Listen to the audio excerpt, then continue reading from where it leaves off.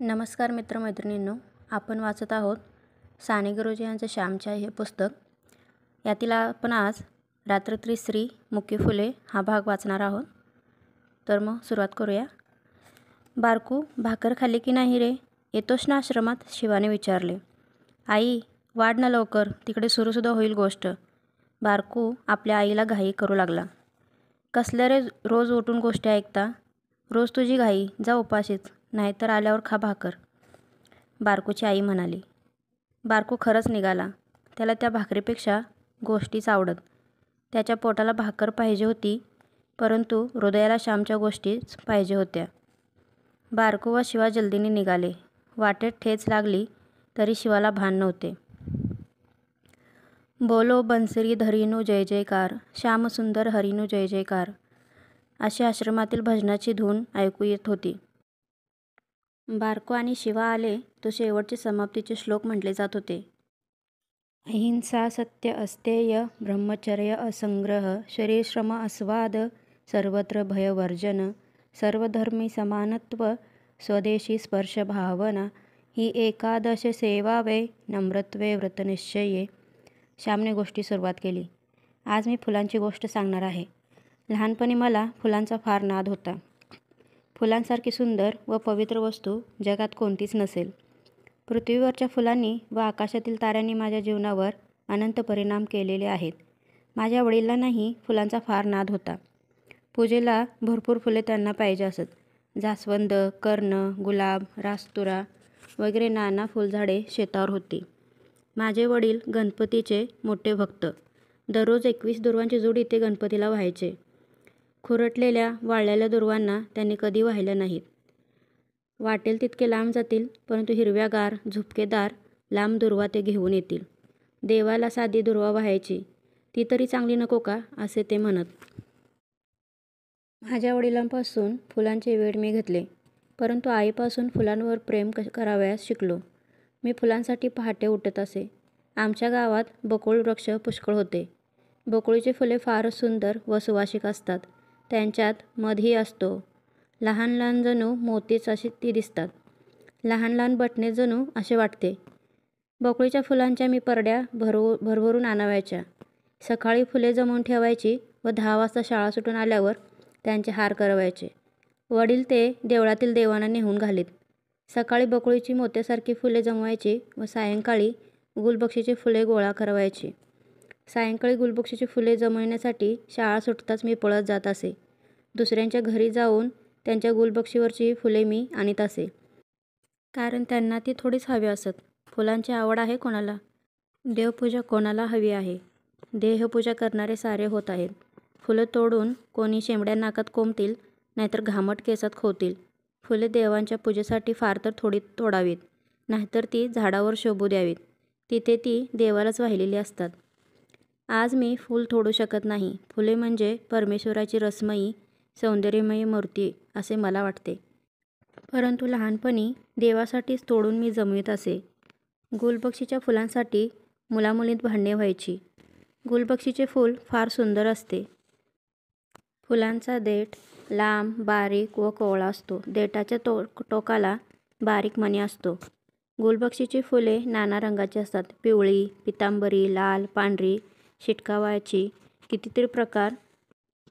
गुलबक्षीचे काळे मणी फारच सुंदर दिसतात. माझी आई तुळशीच्या अंगणात बसून त्या फुलांच्या माळा करी. गुलबक्षीच्या फुलांची माळ फुलांचे देठ एकात एक गुंतवून करतात. त्याला सुई दोरा लागत नाही. या माळांचेही अनेक प्रकार असतात. तोड्याची माळ, दुहेरी माळ, बायका निरनिराळ्या तऱ्हेने ती गुंफतात. त्या दिवशी रविवार होता. रोज शाळा सुटल्यावर सर्वजण मुले फुले वेचण्यास जात असो. पाटी दप्तर घरी ठेवून जो आधी पळत जाई त्याला अधिक फुले मिळत. परंतु रविवार कोण केव्हा जाईल याचा नेम नसे. त्याच्या आधीच्या रविवारी मला एकसुद्धा फूल बाकीच्या मुलांनी मिळू दिले नाही. म्हणून त्या दिवशी मी निश्चय केला की आज आपण सारी फुले आणवायची. लवकर जाऊन कळ्यास तोडून आणवायच्या असे मी ठरविले. गुलबक्षीची फुले 4 वाजल्यावर फुलू लागतात. सायंकाळी नीट फुलतात. फुले फुलू लागण्याच्या आधीच मी जावयाचे ठरवले. बाहेर ऊन होते तरी मी निघालो. एक फडके बरोबर घेतले होते. 3 वाजण्याचा सुमार असेल. आमच्या शेजारच्या धोंडोपंत मास्तरांच्या व गोविंद शास्त्रीच्या घरापाठीमागील गुलबक्षीच्या कळ्या मी तोडल्या. गुलबक्षीच्या न फुललेल्या कळ्यांना घुबे म्हणतात.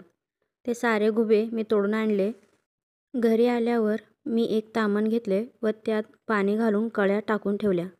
संध्याकाळी आई म्हणाली, आज फुले नाही का रे आणायला आजाद? मागच्या रविवारच्या सारखा उशिरा गेलास तर एकसुद्धा नाही मिळणार. मग रडत बसशील.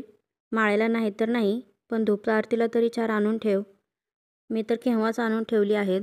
तू माळ करतेस का? मी विचारले. आण तर. मी इथेच तुळशीजवळ बसते, म्हणजे घरात डेखे पडायला नकोत. आई म्हणाली. मी तामण आणाव्यास गेलो, परंतु तामणातील फुले नीट फुलली नव्हती. ते पाहून मी खट्टू झालो. ती फुले परडीत घालून मी आईजवळ नेऊन दिली.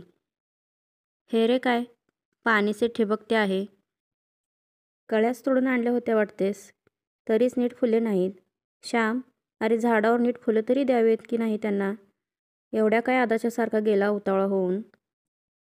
असे आई मला बोलत होती. तो शास्त्रीबुवाकडची, धोंडोपंताकडची, बन्या, बापू, बाबी सारी मुले आली. श्यामने तुमच्या सारी आणली हो फुले तोडून. आम्हाला एकही ठेवली नाही याने, बाबी म्हणाली. काय रे श्याम, केव्हा चोरट्यासारखा जाऊन घेऊन आलास सारी फुले? बापू म्हणाला. चोरट्यासारखा? मी नेहमी नाही वाटते येत तुमच्याकडे फुले नेण्यासाठी, मी म्हटले. नेहमी आपण सारीजण बरोबर असतो, बन्या म्हणाला. तुम्ही मागच्या रविवारी मला उशीर झाला तेव्हा एकतरी फूल ठेवले होते का माझ्यासाठी, मी विचारले. पण मी माझ्या परडीतले देत नव्हते का? तूच फणकाराने निघून गेलास. मला का नाही थांबलात? बरे पाहून घेईन असे म्हणून तू गेलास. हा आज असा सूड घ्यावायचा होता वाटते, बाबी म्हणाली. माझी आई सारे ऐकून घेत होती. ती शांतपणे म्हणाले. बन्या, बापू, ही घ्या तुम्हाला फुले. पुन्हा नाही हो श्याम असे करणार. नाही ना रे श्याम, असे म्हणून आईने त्यांना फुले दिली. श्याम, येत जाओ रोज संध्याकाळी फुले वेचायला, नाहीतर राग धरावायचा तू. का आत्ताच येतोस? आपण छप्पो पाणी नाहीतर लक्ष्मीबाई ताक दे, डेरा फुटला मडकं दे, तो खेळ खेळू, बन्या म्हणाला. माझी आई म्हणाली. आता उशीर झाला आहे, उद्या खेळा हो बन्या बापू. मुले गेली. माझे तोंड गोरेमोरे झाले होते. आई मला म्हणाली. श्याम, दुसऱ्याच्या घरची फुले त्यांना न सांगता सवरता आणू नये. त्यांना विचारून आणावीत. आपण आधी गेलो तर त्यांना हाक मारावी, परंतु सर्वात वाईट गोष्ट म्हणजे अशी मुकी फुले तोडून आणणे. तो अधीर झालास, परंतु पदरात काही पडले नाही. फुलांना झाडावर नीट फुलू द्यावे. बाहेरच्या पाण्यात कळ्या किती वेळ टाकल्या तरी फुलत नाहीत. आईच्या दुधावर बाळ पोसते तसे बाहेरच्या दुधावर पोसत नाही. घरच्या साध्या अन्नाने जशी पुष्टी येते, तसे खानावळीतील दुधातुपानेही येत नाही. झाडे म्हणजे फुलांच्या माता. झाडे कळ्यांना जीवनरस पाजत असतात, त्यांना फुलवतात. झाडांच्या मांडीवरच कळ्या चांगल्या फुलतात. फुले फुलली म्हणजे मग ती देवासाठी आणीत जा. आपल्या देवाला 2 कमी मिळाले तरी चालतील. बन्याच्या घरच्या देवांना मिळाले तरी ते देवानाच ना. कुठे गेले तरी देवालाच मिळतील. आपल्या घरातील देवांना सारी फुले मिळावीत असे वाटू नये, ते देवाला आवडणार नाही. देवाच्या पूजेत सर्वांनी भाग घ्यावा. देवाला 1 फूल मिळते तरी पुरे, परंतु नीट फुललेले व्हा. गड्यानो, अशा खोडून आणलेल्या मुक्या कळ्यांबद्दल मातेलाच वाईट वाटले. आई आपल्या लहान मुलांना मांडीवर खेळविते, घरात वाढविते व मग त्यांना जगाच्या सेवेस देऊन टाकते. त्याप्रमाणे फुलझाडे फुलांना वाढवितात, रसमय गंधमय करतात व ती विश्वंभराच्या पूजेस देण्यासाठी तयार असतात. अर्धवट खोडून आणलेल्या कळ्या नीट फुलत नाहीत. अर्धवट कामे नीट फुलत नाहीत, फळत नाहीत. जगात अर्धवट काही नको. जे कराल ते नीटनेटके संपूर्ण यथासांग करा. उशीर लागला तरी हरकत नाही. काहीतरी वेडेवाकडे करण्यापेक्षा न केलेले बरे. माझी आई मला म्हणे, श्याम, मुक्या कळ्या नको हो तोडू. त्यांना फुलायला संधी दे, त्यांना नीट फुलू दे.